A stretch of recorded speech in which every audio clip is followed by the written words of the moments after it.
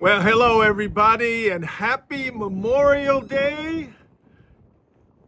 Moving into our 250th year of the United States of America, we celebrate all of those who have served this nation and have given their lives to protect the freedoms that we enjoy every day.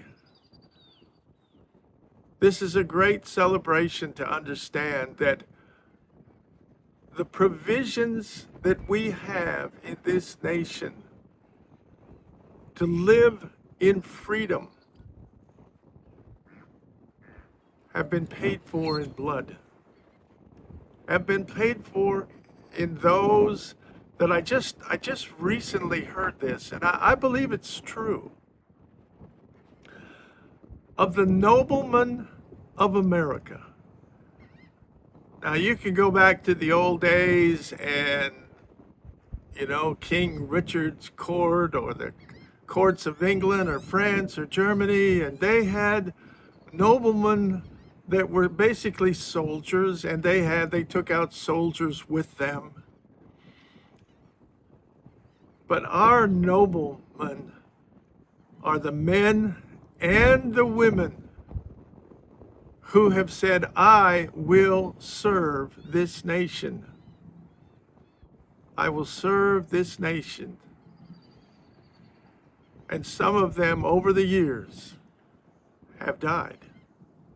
And today we honor them. It goes back a long time. It goes back a long time of the history of remembering or memorializing those that have served, those that have died. And it goes, if we look at our own history, going back to the Civil War, that's when it became apparent that there was a time of healing that had to take place. But there was also a time of remembering those that had served in still what's considered to be historically the greatest number of deaths of American troops, soldiers.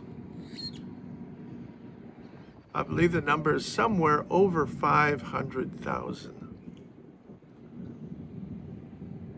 It's interesting also at the bitter divide that took place between the North and the South. Yet, I forget the year, Confederate soldiers that were still living were then considered to be veterans of the United States of America. You see, we as a nation also learned how to forgive. And we need to maintain that as a part of Memorial Day, of forgiving. And I think about also that memorials involve certain times in history that sometimes we're not aware of. We can go back, early recorded history of the Greeks and the Romans, and they would come in from a battle, and there would be a memorial for those that did not come back. There would be a time of reflection.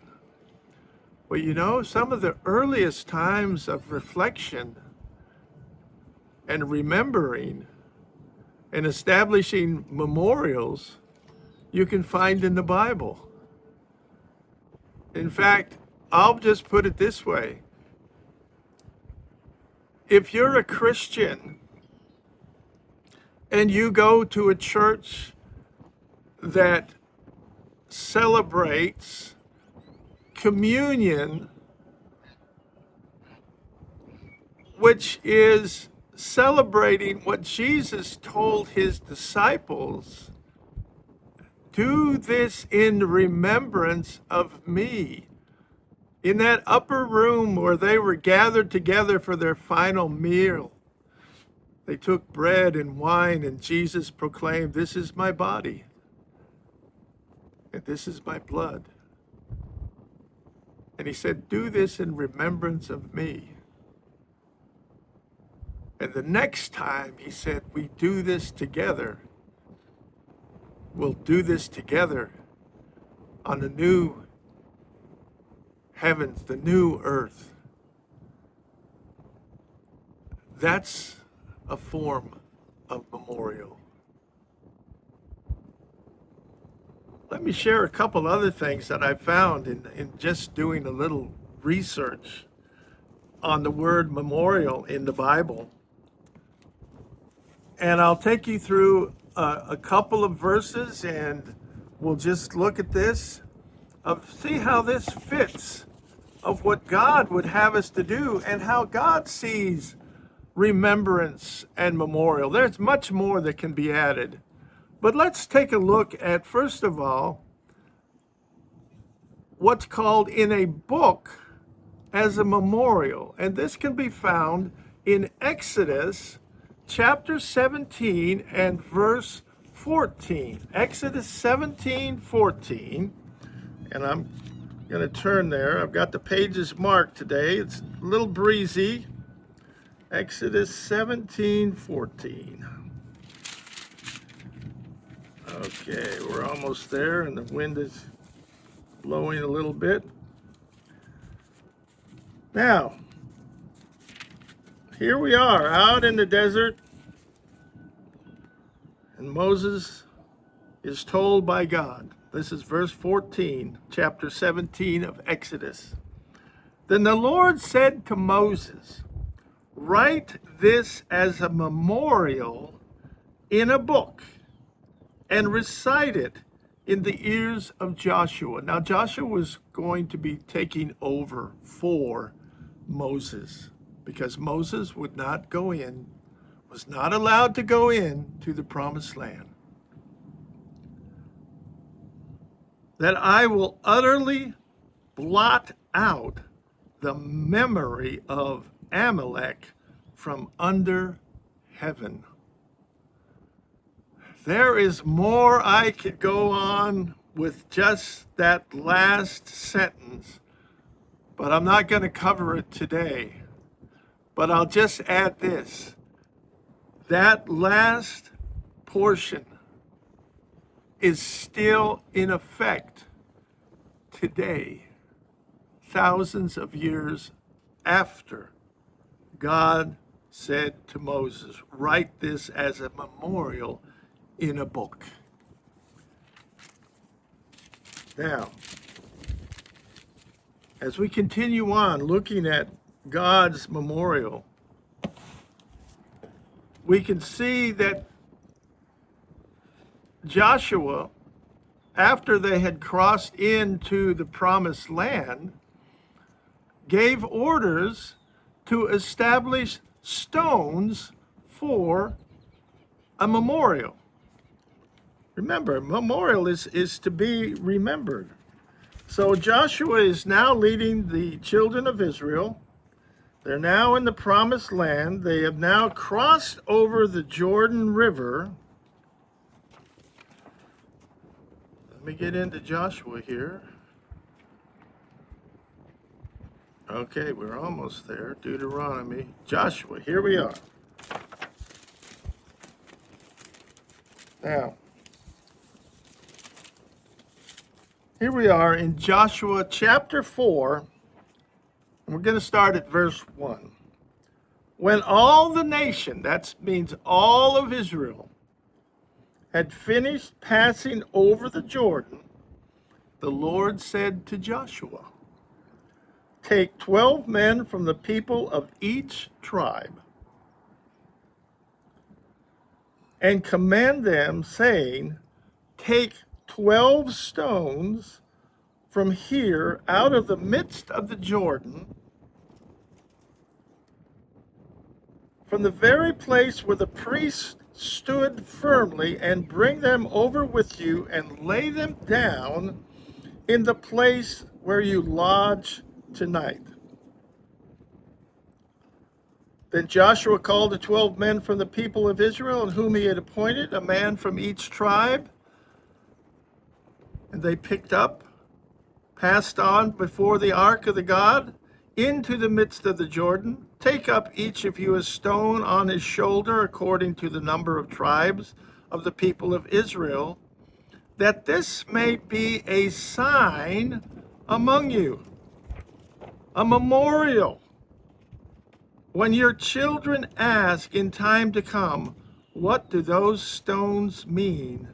then you shall tell them that the waters of the Jordan were cut off before the ark of the covenant of the Lord. When it passed over the Jordan, the waters of the Jordan were cut off. So those stones shall be a memorial to the people of Israel forever. Now, we don't have any necessarily stones that have been cut, but looking at different memorials that are across America, even a traveling memorial to Vietnam War veterans. It's a traveling memorial of the Vietnam Wall that's in Washington, D.C. And on that wall are the names of those that gave their lives in Vietnam. A memorial written in stone. Now let's continue on as we look at what God is having us to do as we think about Memorial Day and memorials. Now, oh my goodness. I lost my page here. Let's go to, I'll do it this way. I did it. Hey, I'm not as dumb as I look. I mark the pages and I can go and I know the verses and I know what's there, and I'll just share it with you without having to look in my other notebook. So we're going to go to the book of Acts. Now I thought this was interesting also, since we just finished celebrating Shavuot, which we call Pentecost, the 50 days after Jesus rose. It was a feast that was established by God, but the significance greatly changed because, again, it was a type of memorial that God wanted his people to celebrate. But let's look at Acts chapter 10 and verse 4. Acts 10:4. And he stared at him in terror and said, "What is it, Lord?" And he said to him, "Your prayers and your alms have ascended as a memorial before God." Now, that prayer that ascended into heaven came from a Gentile, a Roman Gentile, a centurion in the Roman army that was occupying Israel, Judea and Samaria. But he was one that had come to a belief in God, and he was recognized by the people in his region of being a good man.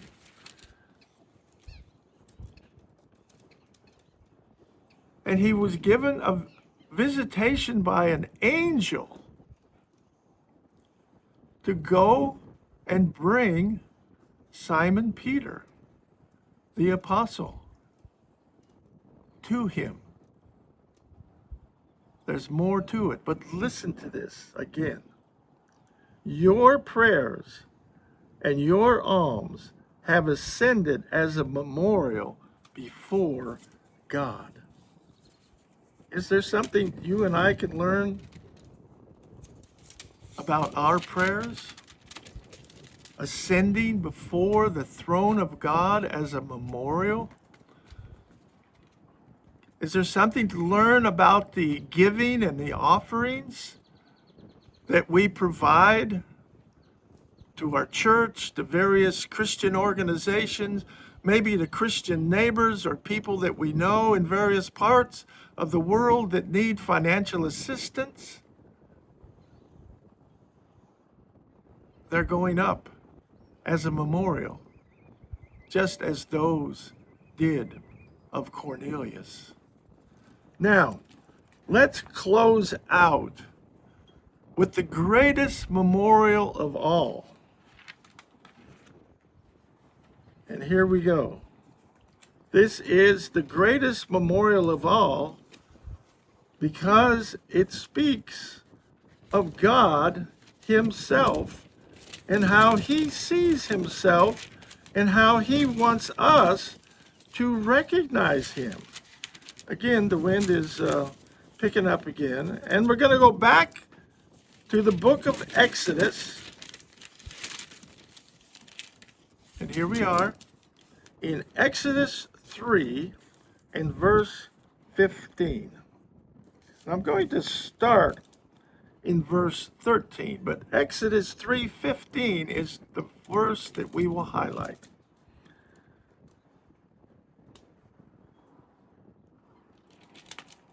Background, Moses had seen the burning bush. He'd had an encounter with God. Now, in verse 13, then Moses said to God, if I come to the people of Israel and say to them, the God of your fathers has sent me to you, and they ask me, what is his name? What shall I say to them? And God said to Moses, I am who I am. You probably heard that before. I am who I am. Some people highlight it as the great I am. And God said, say this to the people of Israel. I am has sent me to you. God also said to Moses, say this to the people of Israel. The Lord, the God of your fathers, the God of Abraham, the God of Isaac, the God of Jacob has sent me to you. This is my name forever, and thus I am to be remembered throughout all generations. In other words, my name, in essence, is a memorial. When you proclaim God as your Lord and Savior through Jesus Christ, and you honor him and you glorify him, you are honoring him and his name and remembering it as a memorial. Just as Jesus said, do this in remembrance of me. God told Moses, tell the people to do this, remember this in remembrance of me, the God of Abraham, Isaac, and Jacob. May you be blessed this Memorial Day. May all of you who had family members, now if they're called Gold Star families, for those that served and died, they're recognized by the United States, by the government, by the presidents of the United States as Gold Star families. If you know somebody that lost a loved one. It might be a grandfather, a father, a brother, a sister. Honor them this day. Honor them this day. And maybe even say a prayer. And Lord, I just lift up all those families who has lost one of their family members in serving this nation. Lord, they gave all that they had. Some gave it all. And Lord, I thank you for the opportunity I had to serve with many. And some did not come back. And Lord, I thank you for the opportunity now to share your word, to share your name as the eternal memorial that we all look forward to as you would call us home to serve you and honor you in heaven, crying out, holy, holy, holy. Lord, I thank you for this now, in Jesus' name.